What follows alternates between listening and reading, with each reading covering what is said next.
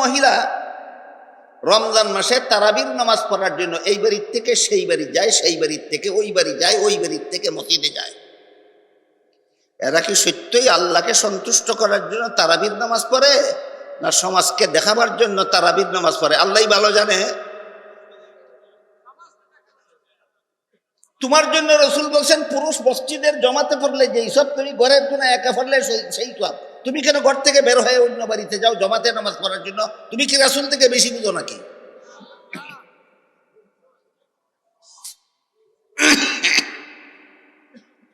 এক্ষেত্রে কিছু লোক আছে কোরআন হাদিসের কথাকে ভুল ব্যাখ্যা করে আপনাদের সামনে তুলে ধরে।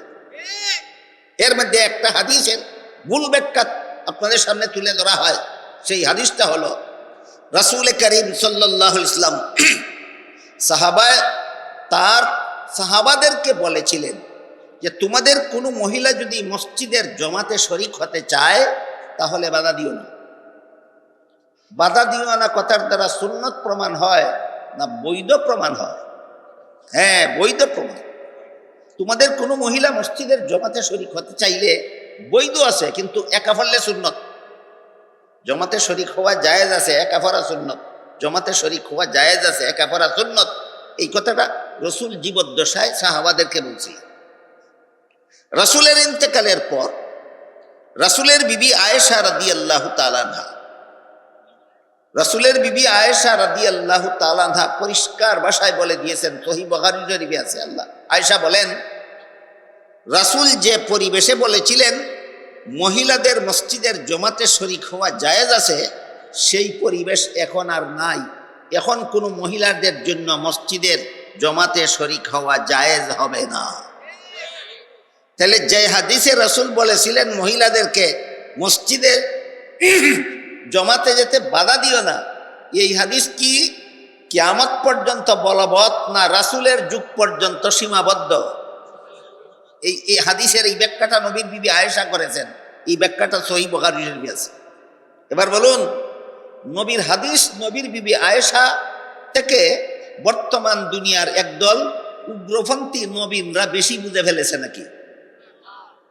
নবীর বিবি আয়েশা কেন এই হাদিস বুঝতে পারলেন না? তুমি এত বেশি বুঝলা কেন?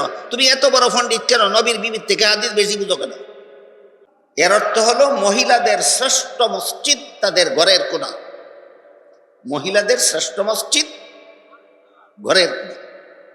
আরেক হাদিসে উল্লেখ আছে, একজন মহিলা রাসূলের কাছে অনুমতি চাইল, বলল আপনার ইমামতিতে যখন মসজিদে নববীতে 5 বেলার নামাজের জমাত চলে, তখন সেই জমাতে আমি শরীক হতে চাই, যদি আপনি অনুমতি দেন। কারণ মদিনা শরীফের জমাতে শরীকে 50,000 রাকাতের সমান সওয়াব হয়।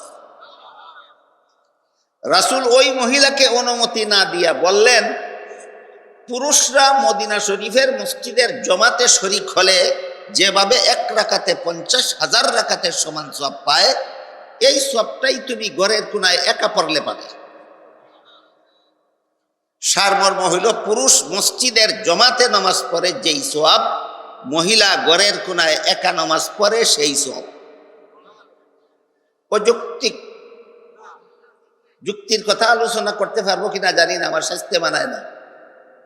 তবে এই হাদিসের দ্বারা কি সাব্যস্ত হয় এটা অবশ্যই আমাদের সকলের জানা দরকার।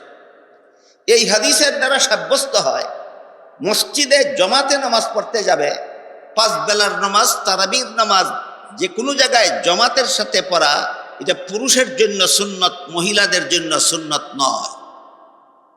এই হাদিসের দ্বারা এটা সাব্যস্ত হইল। জমাতে নামাজ পড়া পুরুষের জন্য সুন্নত, মহিলাদের জন্য জমাতে নামাজ পড়া সুন্নত নয়। রাসূল বলেছেন, পুরুষ জমাতে শরীক হইলে যেই সওয়াব, তুমি একা পড়লে সেই সওয়াব। তাহলে জমাতে নামাজ পড়া কার জন্য সুন্নত? পুরুষের জন্য সুন্নত। মহিলাদের জন্য জমাতে নামাজ পড়া সুন্নত নয়।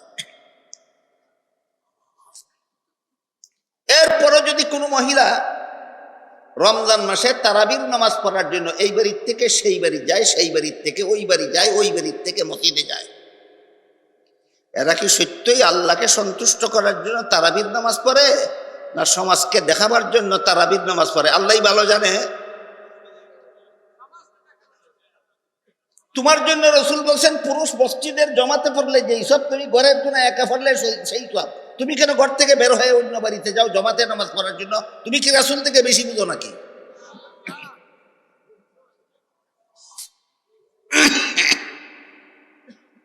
এক্ষেত্রে কিছু লোক আছে কোরআন হাদিসের কথাকে ভুল ব্যাখ্যা করে আপনাদের সামনে তুলে ধরে।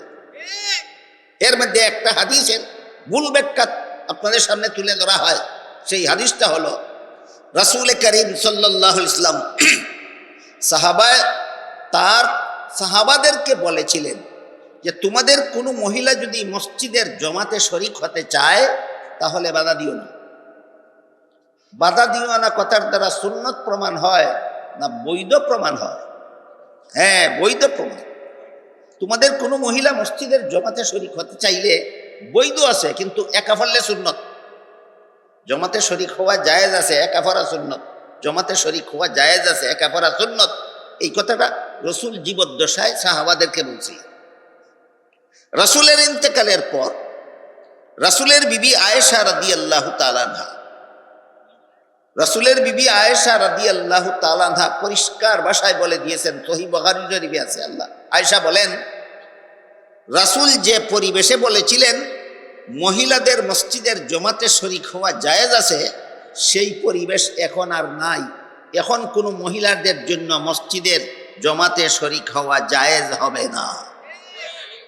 তাহলে যে হাদিসে রাসূল বলেছিলেন মহিলাদেরকে মসজিদে জমাতে যেতে বাধা দিও না, এই হাদিস কি কিয়ামত পর্যন্ত বলবৎ না রাসূলের যুগ পর্যন্ত সীমাবদ্ধ? এই হাদিসের এই ব্যাখ্যাটা নবীর বিবি আয়েশা করেছেন। এই ব্যাখ্যাটা সহিহ বুখারী শরীফে আছে। এবার বলুন, নবীর হাদিস নবীর বিবি আয়েশা থেকে বর্তমান দুনিয়ার একদল উগ্রপন্থী নবীনরা বেশি বুঝে ফেলেছে নাকি? নবীর বিবি আয়েশা কেন এই হাদিস বুঝতে পারলেন না? তুমি এত বেশি বুঝলা কেন? তুমি এত বড় পণ্ডিত কেন? নবীর বিবির থেকে হাদিস বেশি বুঝো কেন?